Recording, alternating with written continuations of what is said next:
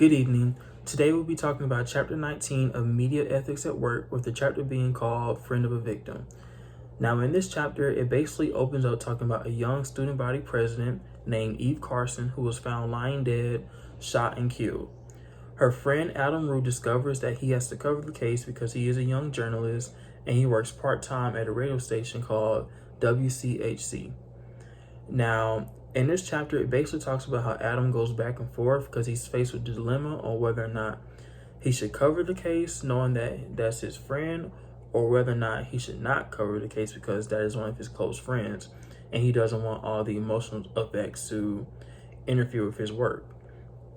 So this is a situation that a lot of people are somewhat faced with in the real world, and Adam decides that he's going to take the case because even though that was one of his closest friends and they had a close relationship, especially because he knew her from working with past relations with the student government, he also knows that this is his job, this is what he signed up for, and he cannot allow emotional effects to interfere with his job or his duty.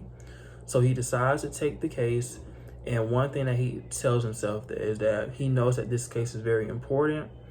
So he has to make sure that everything is done right and all the factors and important information that is said and told be accurately correct. Now, stuff like this can happen in the real world, and a lot of people are faced with situations like this. One example that could deal with something like this, not necessarily death, but having a close relationship with somebody, is say that you and one of your close friends are working in the same business and you're in a higher position over your friend. Your boss tells you that, okay, your friend has not been doing what he or she needs to be doing, has not been performing good quality work, been showing up late, doing the wrong things, and he tells you and he gives you the duty that you have to fire him or her.